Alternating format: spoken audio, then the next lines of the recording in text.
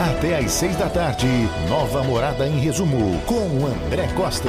Grande tarde de quinta-feira para você, dia 25 de agosto de 2022. O assunto hoje é varíola. Pois é, você já sabe, né? Sobre o tema, a gente já discutiu com o infectologista, no caso de adultos. Mas a preocupação no momento é com as crianças, porque a Prefeitura de São Paulo divulgou um conjunto de medidas para a prevenção e o controle da varíola em todas as escolas municipais, restaurantes, supermercados, salões de beleza, academias e hotéis. Lógico que esse tema necessita, de abordagem e também merece destaque aqui no Nova Morada em Resumo. Para falar principalmente sobre os cuidados com as crianças, hoje a gente recebe a médica pediatra, a doutora Roberta Esteves, a quem a gente agradece gentilmente essa entrevista e esse contato hoje diretamente lá do Rio de Janeiro. Boa tarde, doutora. Olá, boa tarde. Obrigada pelo convite. Doutora Roberta, o primeiro questionamento, que vem logo de início, é sobre a transmissão da doença, da varíola. As crianças têm uma alta taxa de contaminação pela varíola? Na verdade, assim, as crianças elas também podem ser contaminadas. Inclusive, na segunda-feira, o Ministério da Saúde emitiu um boletim mostrando, que no Brasil já tinham 34 crianças entre 0 e 9 anos de idade que tinham sido contaminadas pela varíola dos macacos. O que acontece? As crianças, na grande maioria das vezes, elas vão ter quadros mais leves. Porém, se for uma criança muito pequena, uma criança aí com uma idade menor do que 8 anos, um recém-nascido, então crianças pequenas ou crianças que têm alguma doença que afeta a imunidade, por exemplo, uma criança que tem um câncer ou uma doença, tipo um lúpus, enfim, uma doença que diminua a imunidade do organismo, o que pode acontecer? Nesses casos, a doença ter maiores complicações. Doutora Roberta Esteves, médica pediatra, está falando sobre a varíola dos macacos e a gente, lógico, abre também para você participar no 5641-3030. Doutora, quais os cuidados devem ser reforçados para evitar a transmissão da doença, principalmente aí no público infantil? Então, o que acontece é que a doença ela é transmitida através de contato. Então, assim, tem que ter um contato direto, tá? Então, não tem outra forma, assim, de você transmitir. Então, o que acontece? Na questão das crianças em si, as crianças, às vezes, elas têm contato direto umas com as outras. Então, vamos colocar aí, uma criança que fica pegando, um brinquedo, as crianças brincam juntas, elas colocam objetos na boca, aí uma toca, pega o brinquedinho de uma e de outra. Então, a transmissão nas crianças pode ocorrer dessa maneira. Assim, precisa ter um contato direto. Então, assim, não é transmitido, por exemplo, se uma pessoa sentar do lado de uma outra pessoa, tá? E é diferente até na questão, por exemplo, do Covid, e que o Covid, ele é transmitido pelo ar, porque ele é muito contagioso. Agora, no caso da varíola dos macacos, você pode ter através de alguns objetos. Então, uma roupa de cama que está infectada, uma toalha, algum utensílio, tipo um copo, alguma coisa que foi usada por alguém que está infectado. É uma via de transmissão, que é muito comum, mas principalmente quando há um contato direto com as lesões. Então, quando, por exemplo, existe contato direto mesmo com aquelas vesículas ali que estão contaminadas, com aquelas lesões de pele que são contaminadas na varíola dos macacos.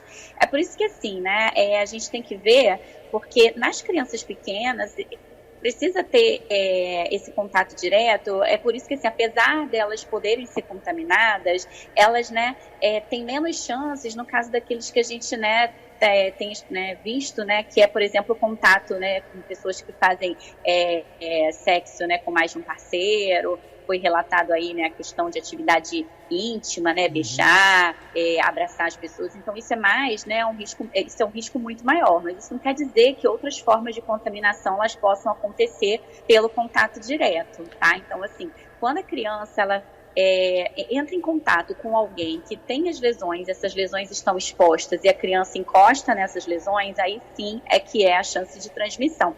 Então, a prevenção é evitar esse contato. Isso serve para todo mundo, tá? Então, por isso que as recomendações aí de São Paulo, da prefeitura, mostraram que assim, as pessoas elas passem a usar a máscara para se proteger, principalmente naqueles lugares fechados, porque a máscara vai ajudar na proteção contra a saliva, as gotículas que podem espalhar o vírus, E aí recomenda também evitar o contato íntimo, então abraçar, beijar. Então, é por isso que, de toda forma, isso é importante para qualquer tipo de doença, principalmente nos bebezinhos, né? As pessoas ficam botando as mãos na mãozinha da criança, ou ficam dando beijo nas crianças, assim, né? Então, os pais têm que tomar um cuidado com esse tipo de contato com outras pessoas que não sejam da família. Não é questão de ser antissocial, é questão de que realmente pode, né, passar outras doenças, né?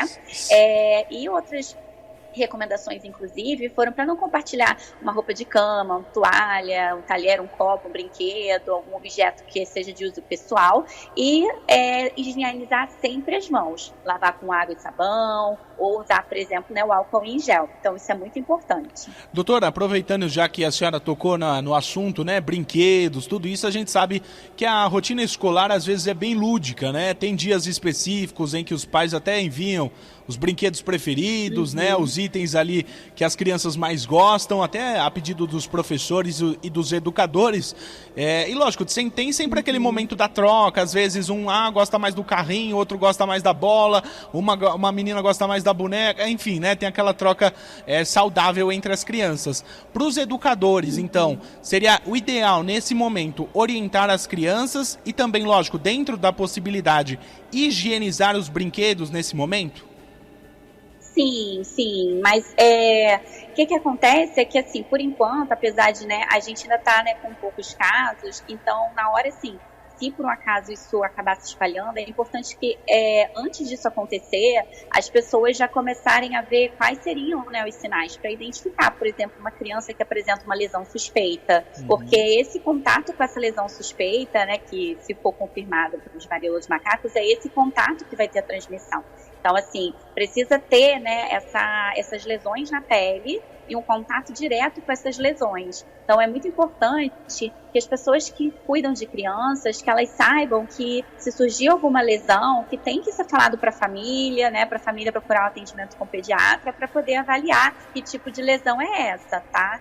E, assim, isso difere realmente muito por faixa etária, né? Então, assim, se você mantiver as crianças usando, né, as roupinhas, higienizando sempre os brinquedinhos e tudo, isso tem, né, pelo, né, que eu até li em relação ao CDC, fala que tem chances, né, de se infectar, sim, mas o risco ele é muito maior para aquelas pessoas, né, ou crianças maiores que estão fazendo algum contato direto. Então, é muito maior, por exemplo, naqueles adolescentes que estão aí no ensino médio, já entrando aí para a faculdade, porque eles têm, né, a questão de um risco adolescentes costumam fazer mais, ter atividades sexuais, então é importante orientar, né, com relação a isso, a esse momento, e os pais e todo mundo ficar aí de olho se surgir algum tipo de lesão, tá? Porque, inclusive, essa criança que estiver infectada,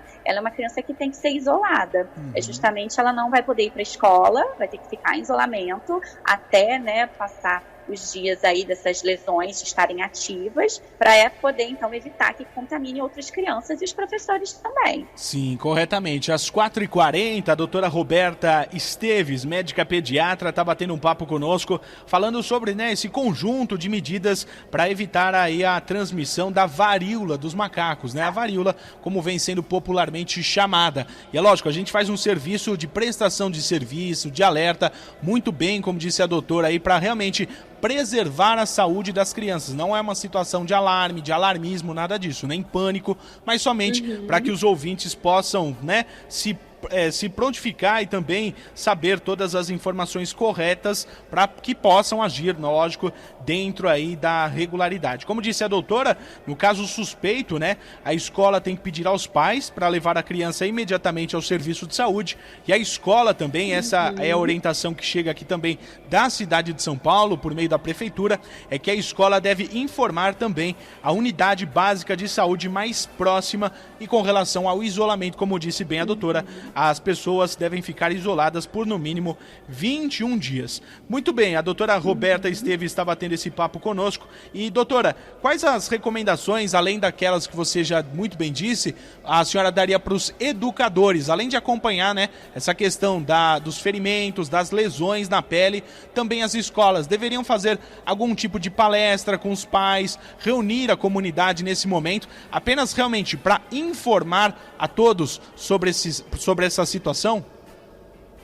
Sim, acho que é importante realmente falar como é que é essa questão da transmissão, que ela ocorre pelo contato direto, que, por exemplo, como eu falei, né, não adianta você sentar do lado de uma pessoa que tenha, né, a doença, você precisa ter o contato direto. Então, o contato prolongado, ele realmente é bastante importante nessa questão da transmissão.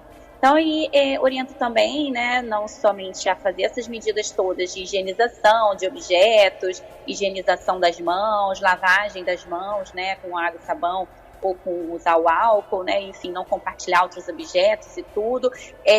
As pessoas que estão contaminadas se isolarem, as feridas, né, por exemplo, se a criança tiver uma infecção, ter apenas uma pessoa para cuidar dessa criança, evitar que muitas pessoas fiquem ali, porque isso vai aumentar a quantidade de pessoas que vão estar cuidando, que podem se expor realmente. E que eu acho importante é conhecer os sinais e sintomas. Então, na maioria das vezes, né, você tem a varíola do macaco, tendo aí uma febre, pode vir com umas ínguas, né, que são aquelas bolinhas que aparecem quando a gente está doente, sabe? Sim. No pescocinho. Então, às vezes pode aparecer uma íngua, às vezes pode aparecer uma lesãozinha na pele, que pode dar uma bolha, tá? Então, qualquer manifestação, né, que acha que pode ser, assim, no início, parecendo até uma virose mesmo, um quadro de gripe, um resfriado. Então, ficar bem de olho com relação a esses sinais e sintomas para poder encaminhar, tá? Encaminhar realmente para a criança, se tiver algum desses sintomas, fazer o teste, ser isolada, não frequentar a escolinha, né? E aí também tem que ver a questão, por exemplo, como é o contato direto, às vezes, por exemplo, tem crianças que são maiores, que fazem alguma atividade física.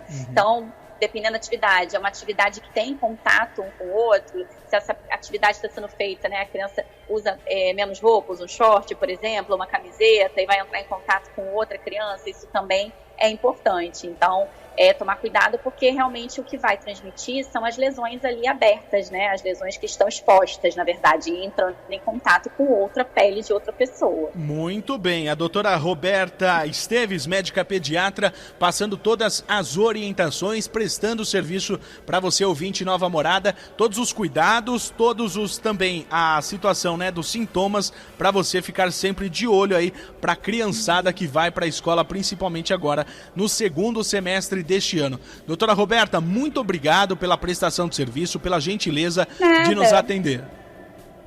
Só posso deixar só um último recadinho? Lógico, por favor. Para as pessoas não terem problema com relação, assim, a atividades do dia a dia. Então, ir à aula em si, jantar com as pessoas, socializar com os amigos, isso é um risco muito baixo, só reforçando que tem que ter esse contato direto. Eu que agradeço o convite, muito obrigada. Valeu, doutora Roberta Esteves, então, aqui na programação Nova Morada, no Nova Morada em resumo, né? Prestando serviço, deixando você muito bem informado e sempre com informações verdadeiras, a fonte de credibilidade e transparência, sempre o lado da ciência ao nosso lado.